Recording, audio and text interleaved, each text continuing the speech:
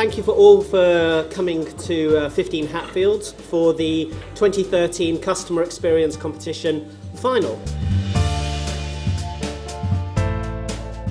Good morning, ladies and gentlemen. I'm very pleased to see you all here today, and thank you for giving up your time to join us today, which is at the first of our competitions focusing on the subject of customer experience. The Enabling Innovation Team was formed a year ago to address what was called the innovation gap in the rail industry. The innovation gap is the situation where somebody's had an idea, done some research, but there's not the risk capital in order to take it forward towards commercialisation. When you're in an early stage technology business, getting the funding, but alongside trying to get customers on board and trying to understand the market is absolutely key. So obviously funding helps, awards helps, prestige of getting kind of recognition within the industry all adds towards a successful business.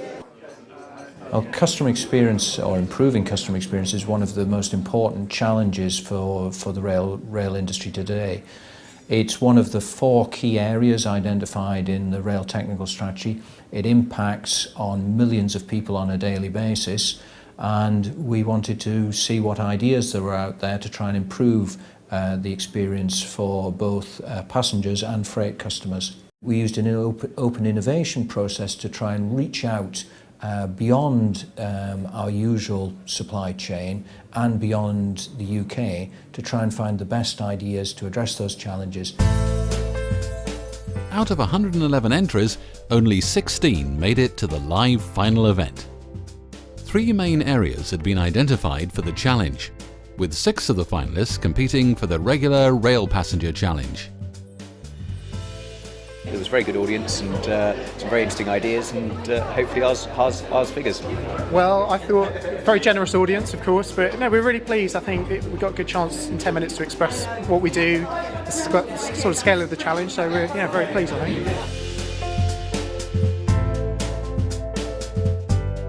The discretionary rail customer area is an important one for EIT. We identified 3 challenge areas. One for the irregular customer, people who don't often travel by train, and that's important, recognising that rail has a huge potential untapped market. For example, 50% of the UK population has not travelled by train in the last year.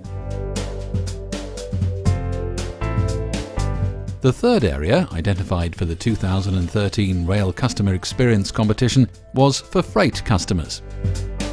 I've been very impressed by the range and breadth of entries. There's been some really interesting ideas come out, ideas that we perhaps wouldn't have found any other way. And it's also given the opportunity for some of those innovators to engage with their potential customers in the rail industry in a way that would have been very difficult in any other circumstances. And that applies not just to the winners, but it also applies to those who were not successful today. So I think in terms of use of everybody's time, I think it's been a very effective way to give a lot of airtime to some really fascinating and high potential ideas.